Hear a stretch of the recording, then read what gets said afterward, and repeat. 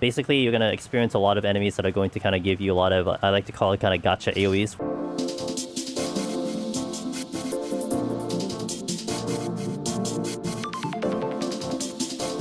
Welcome to S71-80 on Samurai Melee POV for the floor guide. This floor set is going to certainly be an interesting one. This is really when, if you've done some Eureka Orthos, this is almost like very Eureka Orthos vibe. If you haven't done Eureka Orthos, it's fine, not a big deal. Basically, you're going to experience a lot of enemies that are going to kind of give you a lot of, I like to call it kind of gotcha AoEs, where they'll fire off an AoE, and then it'll come, it won't show the telegraph right away, and then it'll catch you like the last second.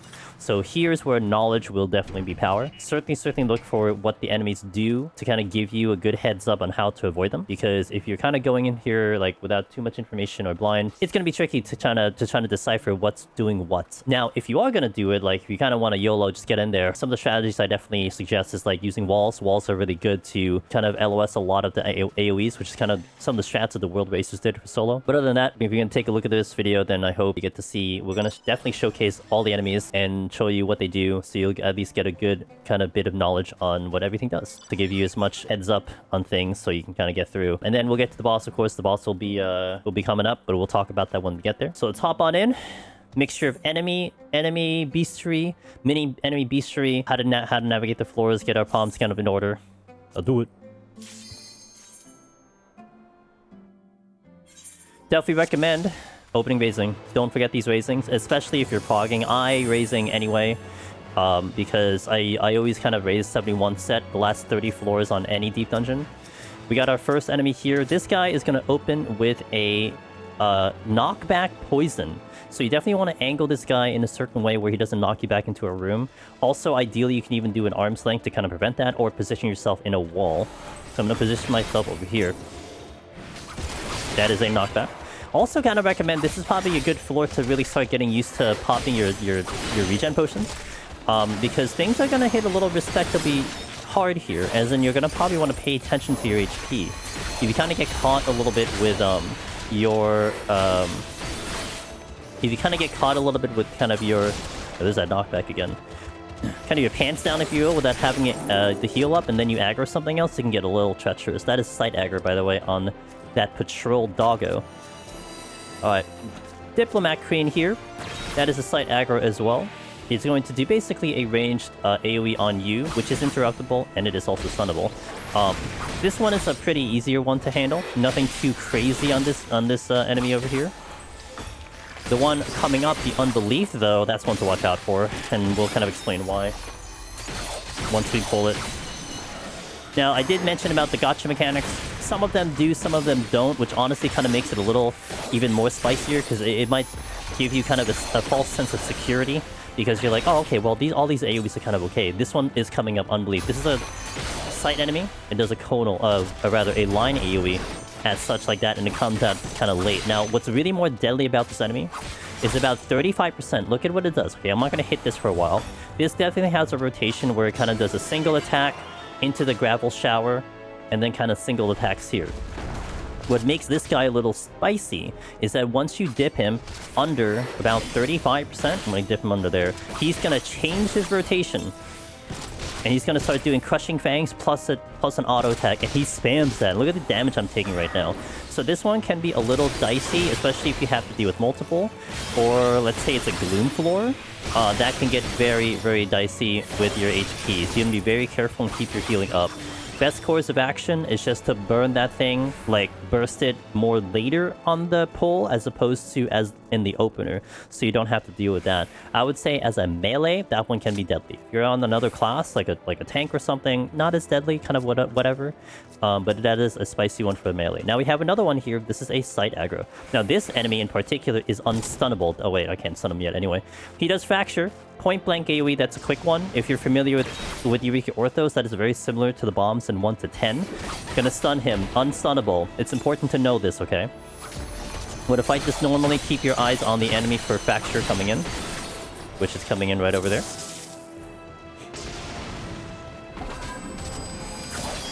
Now, what's going to be important is that this enemy has a self-destruct. What a self-destruct is for some enemies is that it'll do another move once it dies. And this move in particular that's going to be coming up is a proximity, okay? So we're going to kill it. Watch, it's not going to go away. Look at my left side of the bar. It's self-destruct. It is a proximity damage AoE. If you are dead center in it, you're dead. Like, bye. Like, see you back at floor 1 if you didn't have a raising. If you're kind of at a moderate distance away from it, you will take some damage, but it's kind of okay damage. Like, you'll survive from, like, the furthest away. Now, the problem with that one is that it doesn't have the usual proximity kind of pulsing that you would see from a proximity AoE, but we have tested it, and basically it is proximity, so just be careful not be close to it. This other one is another kind of gotcha AoE, where it'll do a charge up, sandblast, and it'll do it later. That is a conal in front of it. Stunnable as well. This one is basic, that's all it does, nothing overly special. So as you can see, like, certain enemies are, like, going to be a little bit more spicier than others. Generally speaking, if you know what they all do, it's not going to be too big of a deal. Kind of knowledge is power, just like Eureka Orthos, so take that into consideration. We're going to continue pulling here. So right now my goal is kind of now to check all the rooms to see what kind of power-ups you get. I'd like to kind of return back the raising that I just used to kind of refund it. Very worth noting is that this is the final floor set where you can see your raising. So, and typically in Deep Dungeon kind of lore, Deep Dungeon kind of mechanics, 71 to 80 is a little bit higher of a chance to pick up raising versus kind of the other floors before this. Even from like 1 to 70, it won't be as high as this particular floor set. For whatever reason that is the case, I mean, it makes sense if this is the last floor that you get raising. You do not see raising from 81 to 100. That is just game mechanics. It just is what it is. So you want to definitely stockhold your raising now. Hopefully walk in with 3 going into 81 so that you can kind of, you know, figure out when you want to use them. Nothing here, so I'm going to back out and check the last room.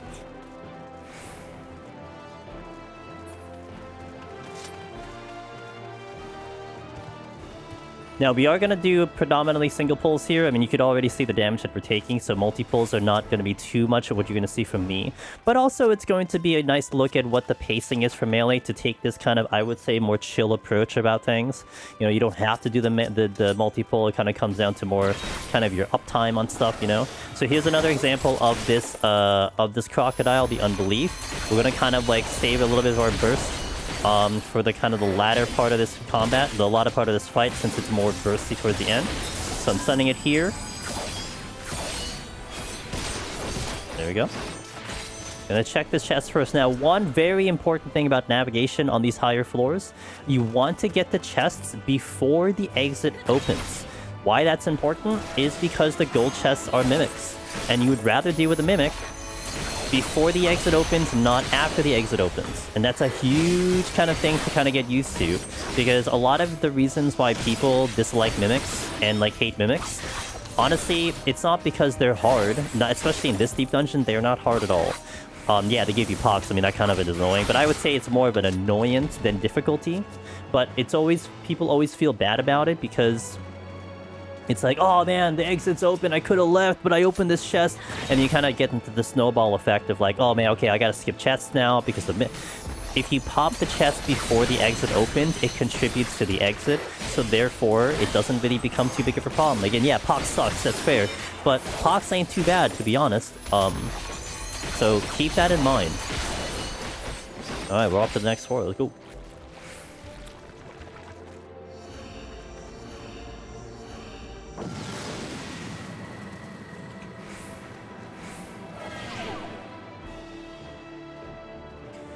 S71-80. Okay, so one thing that's going to be weird about this floor set in general is the weird thing about this floor set in general, 71 plus, is that the debuffs are going to be nasty. If you are like, man, I got gloom every floor, it's unbelievable. It's normal, literally. And it's not overly that bad with these debuffs, I will tell you that much. There are many ways around it. If anything, I look at debuffs as more of a time waster than really kind of like a death killer, if that makes sense. Of course, here I'm going to have to be careful because this croc is going to go into kind of DPS mode. Nailed it. First instant of the spite. This is sight. If I stun it... Oh, I can't stun it. Well, this is going to look into growing and shrinking. Look at the attack. Growing means it's a point blank around it first, and then it's going to do a donut around it. It is an in, then an out, or an out, then an in. You're looking for the name. Growing, you have to go out. Shrinking, you have to go in. And we're going to kind of fight this for a little bit longer than necessary, just so I can see if I can pull out the shrinking. Otherwise, we'll pull out another one. Just going to heal here. Shrinking, here we go. So shrinking, we're going to stay in. And then we're going to go out. This is a one-shot. You're dying if you get hit with this. Also note, cannot stun this one. So don't rely on stun to do it. Melee, one of the best shots because of Bloodbath. It is really nice to have Bloodbath for sure. Speaking of debuffs, what debuffs would you consider Serenity on PT? That's a really good question.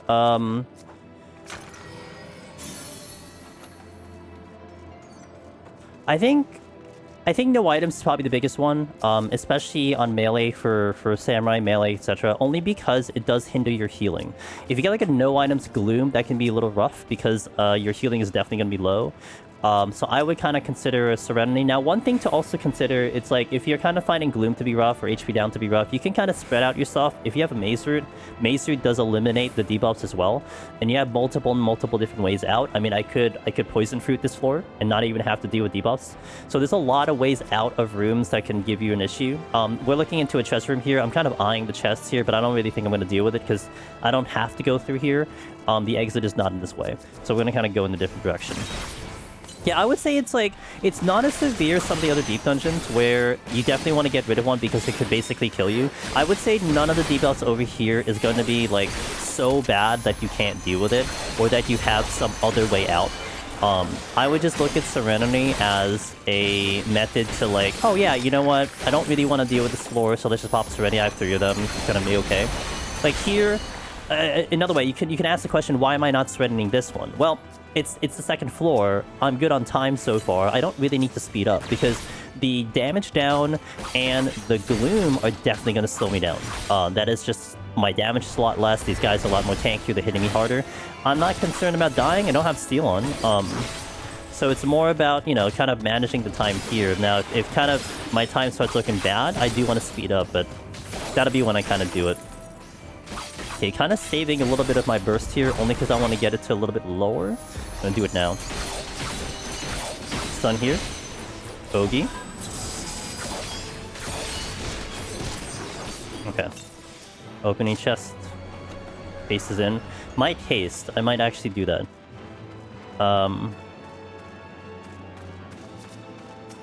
Okay, 2 more rooms I'd like to check. Again, I do find it a good habit to try to check all the rooms and to check all the chests as best as you can. If anything, it forms a good habit. You don't have to do that. Like, you could definitely get away with doing minimal. Not to mention, I would say the palms are pretty generous in PT, especially for solo. You don't need to go through kind of the rigors of actually getting to every single power-up if you need it, unlike some of the other deep dungeons. You can kind of vibe with, like, you know, a good stock and then keep moving. But I still like to put that out as practice for people to get used to, because it really is a good habit to form, especially if you're going to start stepping into the idea of scoring in Deep Dungeon. This is something that is basically mandatory for scoring. So if you're able to move quickly while also having to check all the floors, then I think that's really nice to have. Alteration... Sure, I'll alter.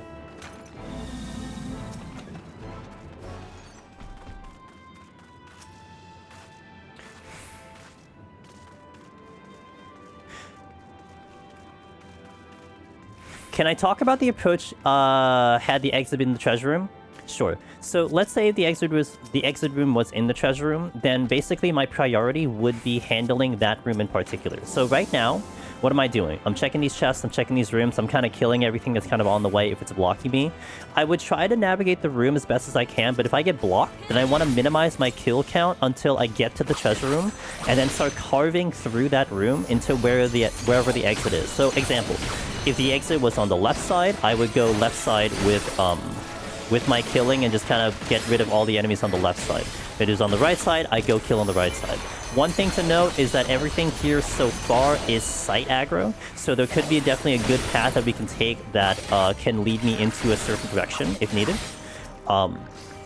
That would generally be how I would kind of go for it. I'm going to use the haste, by the way, to keep that at 2, so I can kind of get a little bit of uptime and a little bit of damage going through here.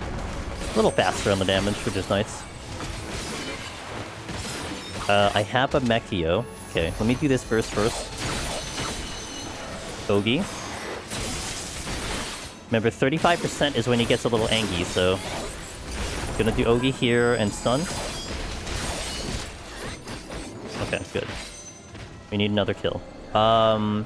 I personally, as a melee, don't like pulling the spikes because of that in and out mechanic. So if I can help it, I will try to avoid them. They're not overly difficult, but they are gonna kind of hinder your uptime, that's for sure, so...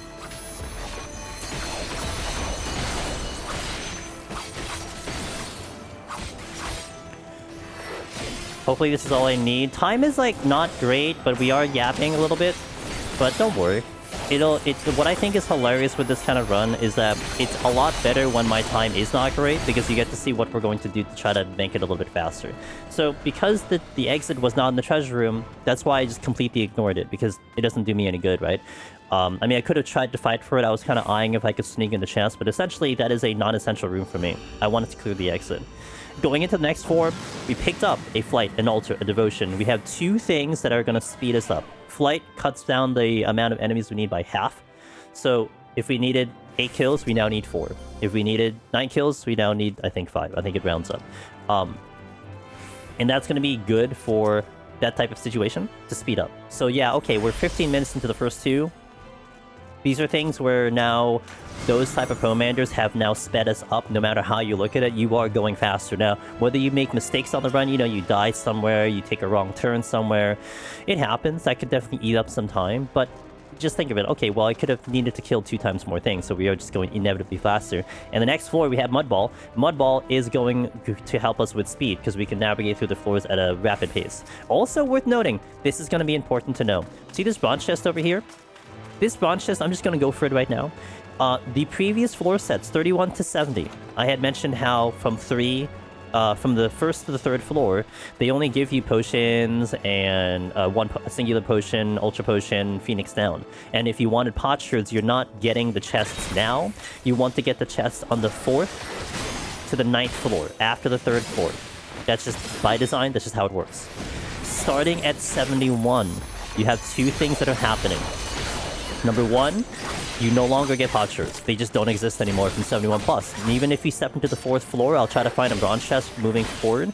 You will not get a glass or a potsherd at all. It's just not built into the game, into this floor set. Equally, for silver chests, the silver chests don't give you Ether Pull either. They only give you either an explosion or an incense. And that's interesting. That's definitely a different change from the other deep dungeons, where kind of the 71 set is kind of a, like, 71 plus is definitely a good spot to get certain things. So that's something to keep in mind. So that bronze chest that I encountered over there, if it's like across the map, across the room, like, okay, let's say like over here, the chest was like all the way over here, right?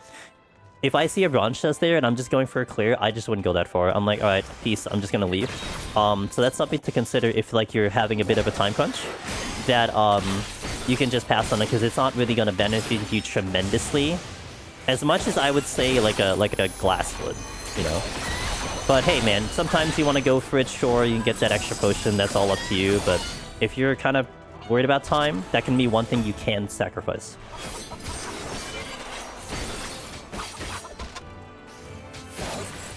Okay. Open. Oh, nice. Now watching for the gotcha mechanic at the fracture. Again, we can't stun that. I'm going to use the affluence. We have a speed up on the next floor, so it's okay. We were out of here very quickly because of that flighted floor. Also want to make sure that this thing does self-destruct. A little tip that I would give people, if you're fighting an enemy like this, really good in EO as well. If this is an enemy that does self-destruct, position it in a way where you will naturally move away from it. So my movement after this kill is I'm going this way, because I need to go to this direction to the exit, so now I don't have to think about it. Sometimes people get caught where they kind of run through the enemy, and then they don't realize that they're like backtracking back into the self-destruction. That's how you kind of get killed there. So I like to position the enemy in such a way where I will kind of naturally move away from it, because that's my next target, that's the next position I'm going to. Really good habit to form with those enemies, but You don't encounter a lot of those. I think you're only going to really encounter another one after this floor set. So it's going to be hard to form a habit on something that you don't have to run into very often. But that one is more like EO brain in my head. Here, decision comes. Is it faster to fight this thing or to go for this chest? Now, I'm going to wait for a little bit. I can kind of delete this. Some of my cooldowns are available. I'll give this a little bit until maybe some of my other buttons are here. But I'm kind of thinking about it. I'm going to look behind me for a second. I might pull this right. Okay, it moved. Okay, good. You have a lot of damage. Honestly, if I had a strength on, I probably could just pull that right away and then we're fine. And we're checking chest and the flight. You know what? I'll use it. It'll reduce the enemies to the next floor, even though we do have Mudball. Now, interesting thing about flight, little deep dungeon tidbit, is that flights do have the ability to possibly boost the chance of having a treasure room. I believe from our good buddy Mr. Darebon and some other good buddies who have done some hard testing, you're looking at about a 3% clip. So about a 3% chance that could possibly happen, which sounds minute, but if you're talking about, you know, wanting not to have a treasure room or not, it's kind of a roll of the dice with the flight. But we do have kind of the one-shot mechanic with Mudball, so we'll take it.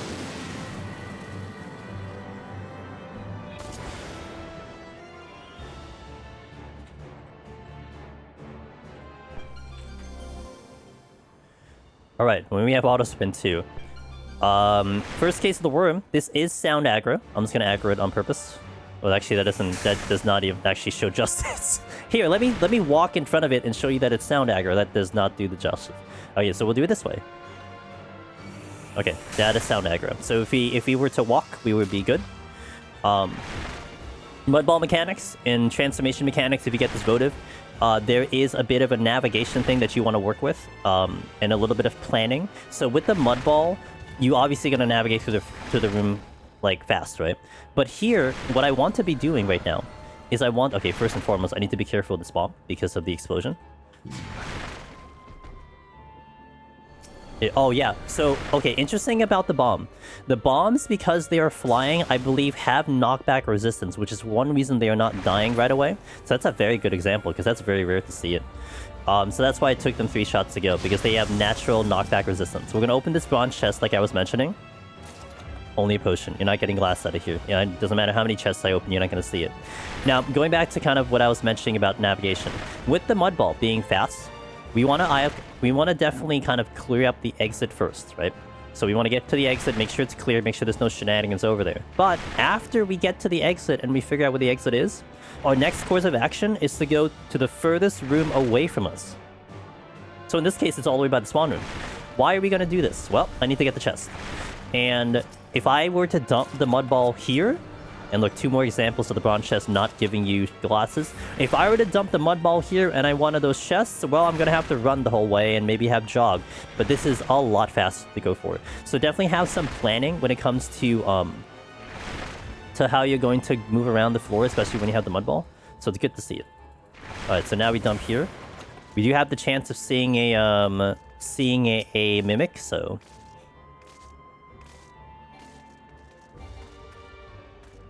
Alteration, I'm going to use that.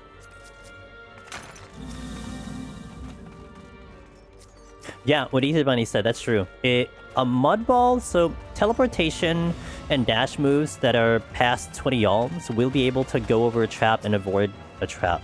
I think it must be clear that the dash from the Mudball is going to be past 20 yalms, so you can totally exploit a trap that way. But what's going to be odd with that definitely is one that's a little bit more party-oriented, because, I mean, you're never going to have a sight in a solo situation on a floor set, right? In a party, you can have someone sighting to do that, but either way, I mean, it isn't so bad to run over a trap, because you have the chance of probably skipping over it, because it'll trigger. We got the raising back, which is great. There's another chest here. Oh, right here. That's a spot. Okay. Okay, so we went from 15 minutes into the first 2 floors. Now we are 37 walking into 5. Not too bad at all.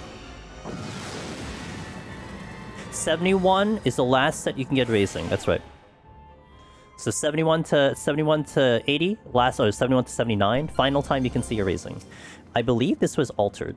Now this is going to be interesting. I might Yes, I'm gonna surrender here. Why am I gonna surrender here? Well, there's already two reasons. One, there's no items, and I was mentioning that earlier. Someone was asking me about that. Second, the steel's right here, which is actually gonna be good. This enemy in particular is gonna be really tricky because of its poison. So this would kind of be bad to fight in the Gloom floor, especially if I don't kill it that fast, and I do not have a strength on. So in this case, I'm okay with the Serenity being used here. If anything goes on and I kind of get another kind of bad floor, we'll figure it out. But for now, we're okay with that Serenity. Again, you're gonna see, I'm gonna keep pointing at the examples of the bronze chests. Like, if you don't believe me about the glasses not showing, then we're gonna have a lot of examples, and you'll see why, you know? Boom. No glass. Okay, now we have some new enemies we're gonna talk about here. We have one, I like to call it heal guy or heal lady. Interesting thing here with Arrogance is that it'll charge up a move. Okay. We're gonna get behind it. Behind it is gonna do a kind of a conal that way, but it's gonna do it 4 times. Hail of heals. Be sure not to get tricked up here, because if you move into that, you are certainly dead. 4 times it turns around, that's all it does. It is a sight patrol. It is not stunnable. And this is actually not a bad enemy to kind of run around with, because it does kind of just spam things. It doesn't really hit you that much. These Amemet are sight. And these are actually a little annoying, kind of similar to the Unbelief, the Crocs earlier. I'm gonna walk behind it over here so you can see that it's sight. Mortification next 4. So these have a bit of a double attack as well. The point blank, topple is point blank. That will stun you. It's gonna kill you. Like, you're not gonna survive it unless you had like a HP buff here. But that overbite can be a little dangerous, and that's another reason why doing the stunnable, by the way. And that's why doing the Serenity earlier was definitely a good idea, because that double attack in Gloom can catch up to you very quickly. So definitely gonna take it, especially when we didn't have the steel on. So many one-shot AoEs. On this floor set, this starting at 71, not even on 61 yet, starting at 71, all the AoEs will clean out even a tank with full HP, without mitigation, mind you. So no steel, no defenses, no nothing, you are dying to these AoEs, so it's obviously gonna kill a DPS. Okay, this is a side aggro. Very similar to the Bulbasaur, the ones that do the Bafflement. Mighty Spin for one of the moves that it has. And it does have Trounce as well. We're going to see if we can pull out Trounce. So Mighty Spin goes away. This is stunnable. I'm going to stun it right now. It is a stunnable enemy. So it's worth noting if kind of you got caught in a bind. I would say it has a little bit more traditional timer on its ability. It's not going to be overly random, I believe. So I'm going to wait for the other move. Hopefully it is Trounce. Otherwise I'll pull another one. Okay. Not quite yet. We'll definitely get another one. And hopefully we'll use Trounce. Trounce is going to be, again, similar to the Bafflement Bulb enemies in the 2 floor sets ago. Okay, the Worm coming up. I said it was sound already. We kind of demonstrated that. What this one does, all it does is that it's a bigger point blank move. So you got to move away from it. It is stunnable. I'm going to showcase the Earthquake here. A little bit bigger than Topple. That's all it does. We can stun it. Hail of Heals is where I have to really pay attention, because we're going to get hit here. I'm going to try to get behind him so I can attack him after, while also watching the Earthquake coming out, which is it is coming out. Remember, don't go behind because he's doing the heals. Okay, we are out of the fort.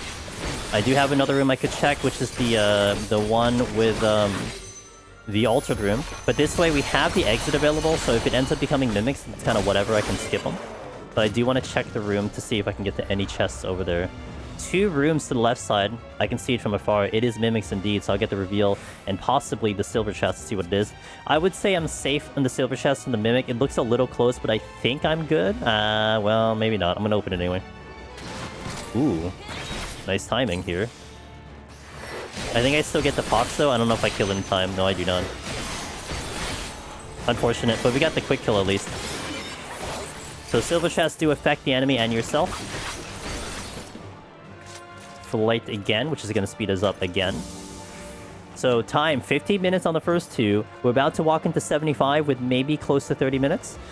This is the time check that I always like to do. Stepping into the 6th floor, are you over or under 30 minutes. If you're under 30 minutes, you need to start considering to do something to speed you up, whether it's a flight, whether it's one of your incenses, whether it's a devotion, something to speed you up. If you're going over 30 minutes or right at 30 minutes or like close to 30 minutes, then your pacing is okay. And we are walking into the next floor with a flight, which is going to speed us up. So that's one thing to also take into consideration. There was nothing in that room, so I'm going to walk back. These are sound as I was RP walking to avoid the aggro while I was yapping earlier. And we'll get through. Nice and chill, no big problem here. Alright, let's go. Next floor is flighted and affluenced. Okay, the flight is speeding us up, so you kind of take that into account, and we're stepping into the 6th floor with 31 minutes.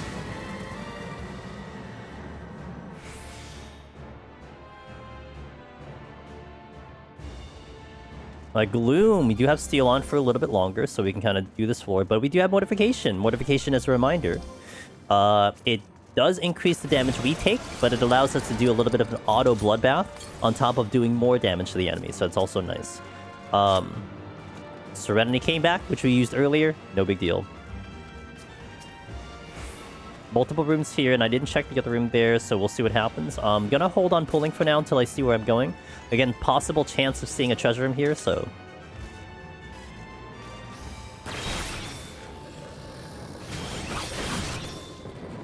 There's the trounce. We can show the AoE off what it looks like. So I can get a good angle, kind of. That is the Kona. Again, it's similar to the other enemy previous to this, so...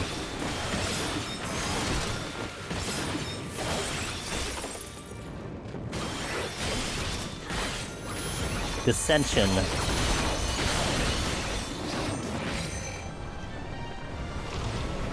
And also, these type of situations, by the way, like someone, again, going back to that original question, when do I decide to Serenity? Well, we Serenity the previous floor because of the gloom and no items. Now, interesting here is that with Mortification and some of the other votive buffs, they can kind of change my mind. Like, honestly, if I had Mortification with the no items and gloom, I may not Serenity, because I have kind of good damage and good healing coming back, because I get healing for every single hit that I do. So I could change my mind on that. So it is a little bit more of a complex kind of answer to question, because there's a lot of factors that can kind of contribute to whether or not you decide on something. Like, for instance, if you get Anointment, which auto heals you straight full HP, then I would have no problem dealing with anything here, even if it was no item gloom, because I'm just full healing every single 3 seconds, you know? So I wouldn't have to worry about auto attack damage in that time. I'm not gonna survive any AoEs, that's fair, but at least I won't die to auto attacks. So yeah, it's a little bit of a complex situation, but where we used it, I kind of explained why. Haste came back here, but it's the haste I used. I think we've pulled everything up to this point. We'll definitely get a new slew of enemies coming in on the next area. Now, this is actually bad of me. I should have actually pulled a couple more, because I didn't realize there's only one more room here. So there's a possibility that I do not open the exit on this kill, which means I have to backtrack yet again. So this is kind of a bit of a bad play for me. But in my mind, I'm like, oh, there must be another room in the other side, so we'll probably get all the kills there. But sometimes, you know, I try to find the exit first thing to go in. This was just kind of a choice I made, and a choice that I'm gonna have to live with, because, you know, we decided to go east instead of south. That's just what happens sometimes. But these are kind of things you kind of account for, I would say. You know, sometimes you are gonna kind of make the wrong turn, and it's not that big of a deal, and yeah, we did get penalized here. But here I'm gonna check the silver chest, because if it happens to be a poison fruit, well, guess what? I'm gonna use... Oh, healing. I don't have healing, because I have Pox on. That's a really late Ultra Potion. Bark Bomb. So... I have 2 Bark Bombs. No, I don't want to use the Poison Fruit. I'll use another Bark Bomb here just to replace the Bark Bomb. And we have to hunt down some enemies now. So this is a pretty nasty backtrack right now, but it's okay. And if I had gone to the south first, again, wouldn't have known anyway, 50-50 chance, I would have started off with that Bark Bomb and kind of got through the enemies a little bit faster, but... It is what it is. Welcome to Deep Dungeon. Alright, we're out in 1 kill. Sick. Time is still really good though. Stepping into the next floor with an Affluence, and again, we're gonna get a slew of new enemies, and actually one of the things I would say on this floor set, 77 is probably the most annoying part of this floor set. Not by a large margin, not by like it's gonna be like the hardest part of the run. It's just a couple of the enemies that are gonna show up can be really annoying, and there's 3 of them that show up, and they all are annoying for various reasons, so we'll go over that.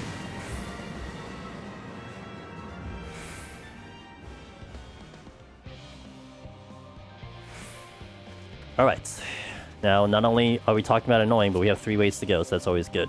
Stone Eaters are still back here, kind of your main patrol that you're going here that you're going to have to deal with. Gonna open with Tengetsu.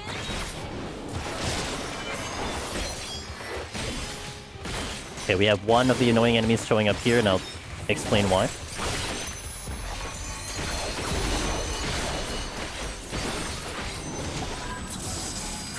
Now, the mechanics of this following enemy, the Vanity, is not that annoying. The problem with the enemy is that it's proximity. You have 2 proximity enemies that show up here. Now, its first move here, this is going to be similar to any of the 90 boss in Eureka Orthos. Also very similar to some enemies in one of the dungeons. I forget the dungeon. I have it in my mind. It's like one of the snowy dungeons. I think it's in Shadowbringers. I think it's the 67. Anyway, it's going to be similar mechanics to here, where it has a donut and it has a cross laser. So I'm going to see what it does next coming up here. There's the cross laser. Good, you got to see both. So the donut you get in, the cross laser, you have to go out. Now, the really difficult one about that cross laser, if you happen to be fighting in a hallway and you're pointing it like straight like north and south, you can basically get yourself murdered because you've now positioned it in a way that you can't avoid it. So you have to be careful, and you kind of angle it like kind of diagonally so that you have some room to move. So you have to be very careful with your positioning on that one.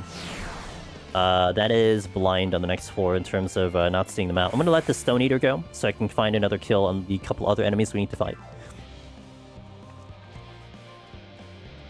Is there a preference for storing the incenses you get on these floors for higher floors, or do you still get a decent amount of incenses on 80 to 90? You still get a decent amount. I would always kind of hold a Bark Bomb, at least 1 minimum. Having 2 is also probably more ideal, so you can have it for this floor and the next floor in case RNG gets weird. But at least a Bark Bomb, especially for progression, is a really good idea. We have one annoying enemy here, and we have the other one. I'm going to pull the Slander. This is the other proximity enemy coming up. It does 2 moves. Orogenic Storm is a targeted AoE on you, and it's a circle AoE on you. So you want to make sure that when you see it, you are going in. Now the Corruption, see the one I'm focusing on? That thing is doing Rolling Barrage. That is an out-of-combat AoE, which is a massive AoE. You're going to see the AoE in front of me coming up in a second here, while I'm also still dodging this AoE. Watch the thing. Metaphoric Blast is coming up as well. See that large AoE, that is line-of-sightable, and this one did Metaphoric Blast, which is a conal. 2 things you gotta worry about, but that bird that's in that room does that. Now, what's very fascinating about this deep dungeon is that mechanic is a little different than what you would expect in Eureka Orthos.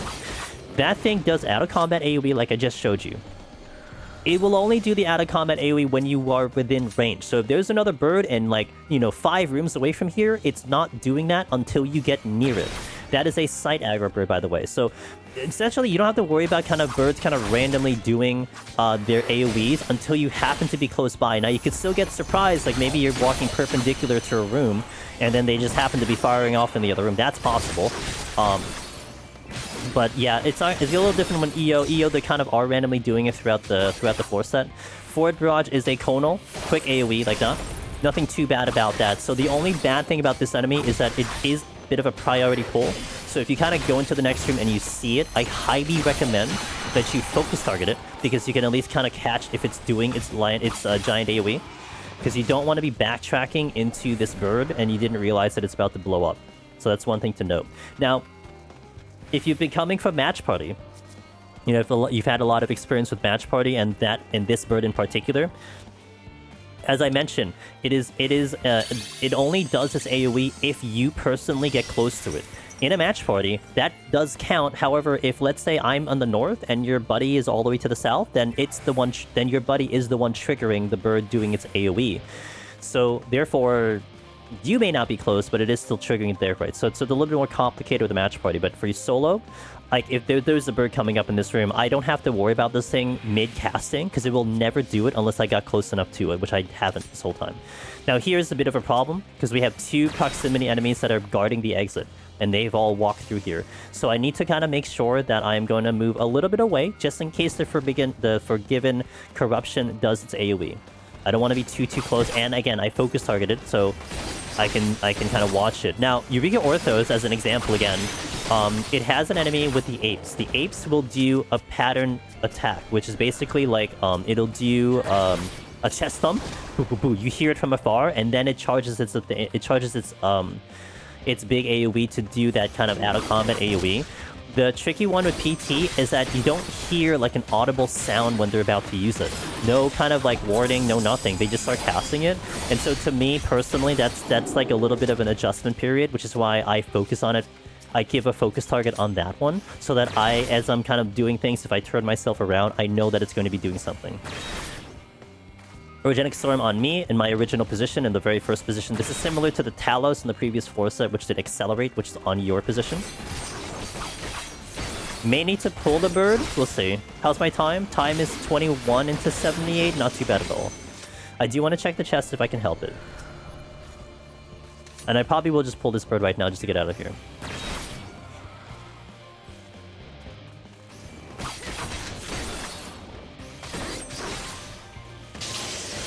What would your advice be on a floor set where you have very high kill floors that are back-to-back? I recently lost solo run 91 due to lack of useful pawns or next to none incenses. I was given 3 incenses the whole run up to 93 in time. Yeah, that can happen for sure. I mean, a lot of the answer is that you do kind of want to try to walk into the floor set with like a good amount of resources, because essentially it is a snowball effect in Deep Dungeon. Let's say I walked in here without these good palms from 71, like 61, and I didn't do a good job in 61, this floor set would be tremendously harder because I have to spend the time trying to rebuild things. And you can create kind of this snowball effect where if you're still recovering palms and you haven't recovered them, and now you're stepping into 81 with like very scarce palms, that can create kind of a ripple effect throughout the entire run. In that case, I mean, look, you got to use your other things. You got strengths, you got serenities. Trying to use those to kind of help you out is also a thing. But if you are working with, like, not that many palms, I mean, there's not much you can do other than hoping you just get, like, you know, the proper amount of kills. Like here, I mean, if I get back-to-back kill counts, I have to make sure that hopefully I had a good start so that I could kind of soak that time into those floor sets as well. I mean, that's the other thing. Like, making good on time will be a thing that can help you trying to, like, bank time for those type of floors that can come up, and it is possible for that, you know.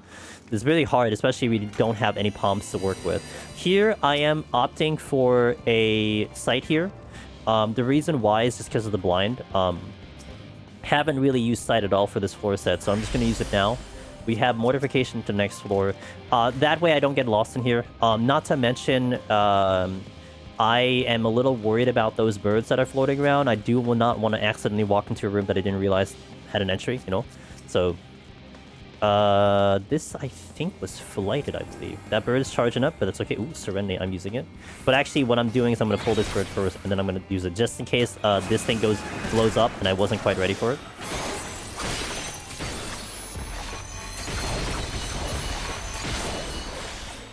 Okay, I don't have any buffs on, which is fine. Now, I definitely recommend gamers who are progging this content, maybe here for the first time, have a steal for the boss. Definitely recommend having a steal for the boss, especially if it's going to be your first run through. Only because the boss is moving forward. If you kind of get hit with them even once and your HP is not quite at full HP, you can probably just get blown up. And actually, speaking of, I'll use some fruit. I haven't used fruit this entire time. I'll get the extra HP bonus there. You can actually cause some issues because your HP just isn't quite there. Just something to note for your runs. But a steal might be a really, really good idea just so you can kind of survive mechanics in case you're not sure of them. This is definitely flighted for sure. Yeah, I hope that was a decent answer. It's really hard when you don't have resources to work with and you have to like kind of optimize killing. I mean, if you did like a practice checkpoint on this floor set, for instance, I mean, you don't have palms to begin with. So a lot of what you're saving time on is you just being optimal with your pulls and your damage. And just trying to get to the exit as soon as you can. And one quote I always like to say, if you're killing anything after the exit opens, you are wasting time. That's very simple. I mean, there are reasons why you'd have to probably kill something if the exit opens. Like, there are many, many scenarios and reasons why it's kind of justified. But essentially, that's how you want to think. So if you found yourself in a situation, even on this floor set, where that exit is open and you're still fighting things, a mimic, an enemy, the exit's open, right? Like the exit's being blocked. Like, what if the exit's already open here and I'm still killing something? I mean, you could have kind of looked at it as like, okay, well, maybe I should have come to this room earlier, or maybe I should have opened the chest earlier and make sure that that mimic wasn't going to be, you know, post exit. So that's something to also think about. So if you find yourself having to like kill a lot of enemies once the exit is already open, those are kills that are now eating away at your overall time. And you do it like, if you do it like once per floor set, imagine this, you do 1 extra kill per floor set, 9 floor sets before the boss, it takes you about a minute and a half to kill something. You've just lost 10 minutes. Like, that's gone. 10 minutes are gone, and that's only one singular enemy that you had to fight extra, you know. So that's something to also take into consideration, how important getting that kind of optimization is. And notice what I did right there. That was as I was chatting, right? Okay, I don't want to kill anything past the exit. Chest goes first before I kill this thing. Because if that was a mimic, I could probably skip this thing, considering I may only need 1 more kill to get out of here. All those little things. There's so many little tiny things that all add up to the grand scheme, you know? Even like having to backtrack, like let's say I had a chest up to the north, it's like, oh, I forgot to check this chest, alright, I gotta go back. Okay, that's like 30 seconds off the clock right there, because you're making that decision to run back, and you do a lot of those like over the course of the run, that's gonna eat up your time a lot. Mighty Spin, I'm gonna stun this, even though I'm a little late. Now, next floor is flighted once again. Pretty generous on the palms at the moment, I don't have to use anything extra. I think I'm gonna have enough time to do the fight normally without using anything, which definitely is recommended, but it's gonna be more to an asset to you guys because you want to see more mechanics from the boss as opposed to a shorter fight. Bark Bomb will inevitably speed up the fight, and again, I do recommend having a Bark Bomb for your own attempts. Now, okay, really good thing here, okay? Talk about a time save, right? Talk about trying to navigate the floor and trying to make the most out of our movement. Do you see what I see right in the distance right in front of me? That is the exit, because I can see that little feature right there, the little orb right there. So what am I now going to do? I'm not going there. I'm going there last. I'm not going to go there first because I know the exit's over there. Little bit of a time save, little bit of a navigation optimization there. I'm going to check everything else before I go over there. I mean, I don't need flight right now. I mean, I have a Serenity, but Serenity's not going to do anything right now unless I pick up a silver chest.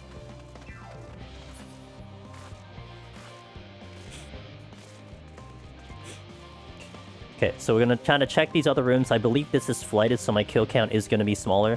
Just for the sake of the aggro point, where I said it's proximity. Proximity means if you're close enough to the enemy, you are going to aggro. Actually, interesting thing. Okay, I can demonstrate this. Enemies aggro only when it's over 75% HP. So this is proximity, I promise you. But because it's low HP, it's not aggroing. Because I just hit a bomb there. So that's really nice. Really nice demonstration there. Very useful in certain situations. Alright. Because I kind of hanged around to like demonstrate that, when obviously the better plan was to like literally pull it right away, but there you go. Okay, so we'll demonstrate the proximity, right? So if it's sound aggro, if I'm walking RP, I cannot aggro it. If I walk in front of it, that's sight aggro, but proximity means if I just get near, it is aggroing, so that's proximity. That's the difference between proximity and the other things that are available.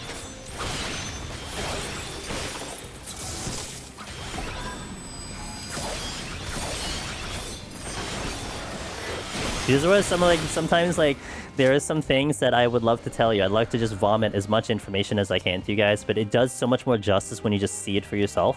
And that's one of the things where I can sneak that in like at any point, but it's like there's no context. There you go, you have context on that situation. You see it right in front of you. I want to pick up this haste right now because I may not come back. And now the exit's almost open, right? This is a flighted floor. I didn't really count the kills. I think I'm on kill number 2 or 3. So now I'm going to make my way to the exit and maybe hope that I open the exit from that kill. I believe it was a sight enemy. No, it's proximity and a sight enemy. Okay, so I would want to take care of the Vanity first, but I also have to take care and watch and focus target the bird, because the bird is sight, but I wouldn't want to get caught by his ability here. I'm going to pull the Vanity first.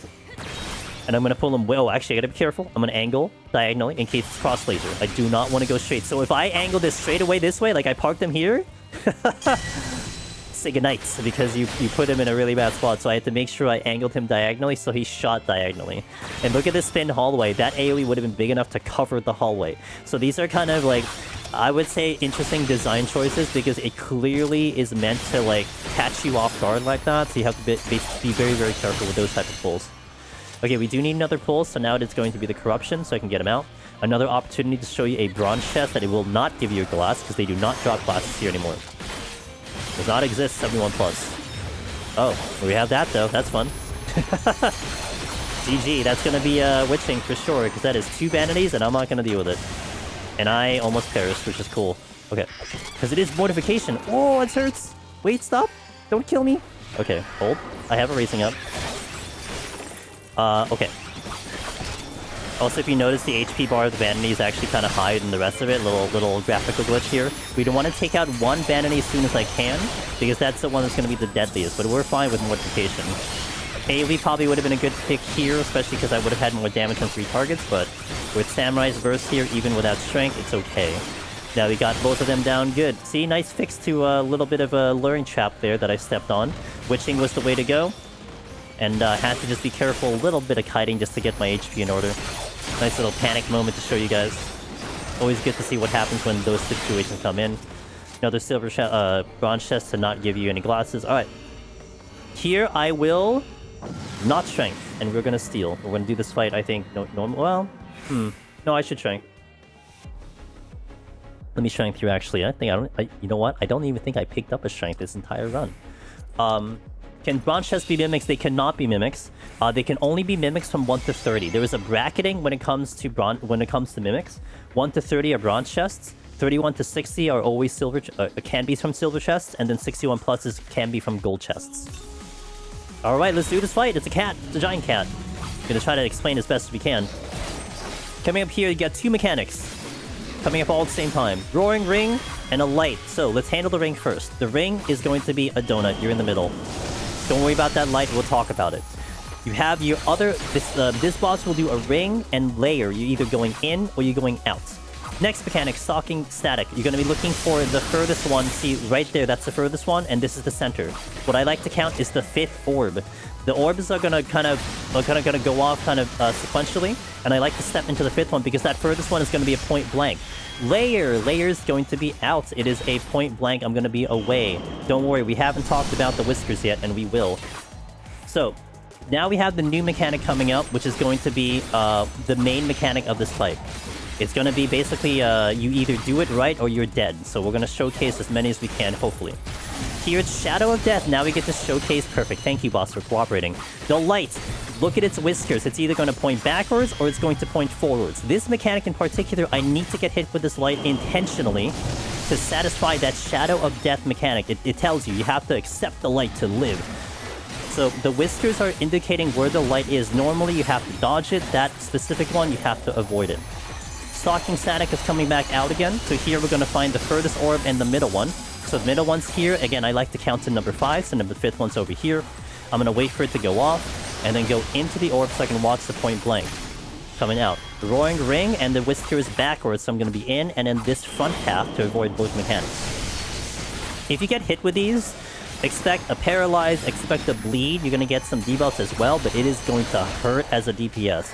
You can probably survive 2 before you're going to get perished. Now, we've seen everything in the fight. Now it just comes down to seeing the other mechanic, which we'll see if it shows up, and hopefully it will. That's one reason I didn't use a Bark Bomb. And it is! Thank you for cooperating. Nowhere to run. This means you cannot move that much. If you move up to 8 stacks, you are dead. So if I move a little bit, you're seeing 2, 3, 4. If I do any type of gap closer or jump back, it's gonna like multiply that number. Not really. It's gonna give me like +3 because of the distance. It's kind of based on yalmage of how far you move. So you want to be careful. You do not want to move out of there that far. Hopefully we get another kind of rotation with the point blank coming in, so you can see how much movement we have over there. Alright, to the 5th orb here. Moving back. Okay, this is layer and back. Ooh, back half. Okay. Little tight on that one, but that's okay. So there's the point blank that you saw there, as well as the light coming out. So it's gonna be Prowling Death one more time. Or yeah, and we'll figure out which mechanic we go for. Once I hit 50%, I'm gonna do a Bark Bomb, and you can see kind of the damage difference. Oh wait.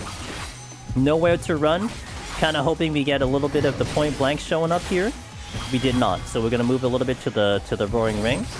So I'm gonna move kind of... Okay, let's say I moved out of the point blank, right? So let's say the point blank was there. We get to 5, so it's usually safe. Make sure that that buff goes away.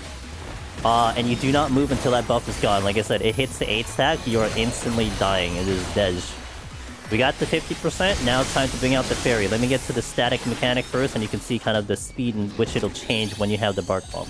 And not to mention the reason why I want to use that Bark Bomb, specifically so that we can kind of showcase like what it looks like when we don't have, you know, 1 instance on our inventory instead of having 3. Because again, I do recommend you guys having and using a Bark Bomb for the bosses, especially for progression. So it kind of mimic like, okay, we're going to have, you know, walking into the next set, we're going to have 2. So... Alright, so once again, we're going to see the mechanic that we have been dealing with so far. Prowling Death. Let's see what we got. We have Shadow Death, so we're going to be looking for the lights, as well as looking for if it's in or out here. We are going out, and we're going super out to do this mechanic. We're avoiding the point blank, but getting hit with the light on purpose. Satisfy the mechanic. Looking for Stalking Static. And notice how fast the boss is now dying, even with me kind of... Probably not doing the best rotation out there. But yeah, the damage increase from Bark Bomb is super, super good. If you can get away without using it, it certainly is ideal, because you can use the Bark Bomb or any of the incenses on the next floor, which will definitely be a big help. But like I said, progression is going to be good. 5th one, moving in. We are moving in, and then also to the back half, because that Whisker is facing towards the front half of it. Probably we'll get to have one more rotation here before the boss is perished here. Maybe. Right. There's like a big portion here where they're not doing anything, so you kind of just like wail on the boss with your rotation. Nowhere to run once more. I'm actually going to hold damage so we can do this mechanic. Perilous Layer, and over here, so I'm moving out. Watch, I have to go out. 5, holding. Do not dash back in. And that's a little bit tight too, but 5 is good. Again, 8 is the magic number for you dying, so we have more than enough spacing there. And let's finish up this boss. That is the Forgiven Profanity, and that is for 80. Not too bad. The palms look pretty good. I did not see a strength. That's one thing to know. Did not see a strength this entire run, which I guess that is very rare. But we retained our raising, which is really, really good for progression. And we have a lot of our other stuff, so we'll see what the next one gives. That is 480. Let's go. The books.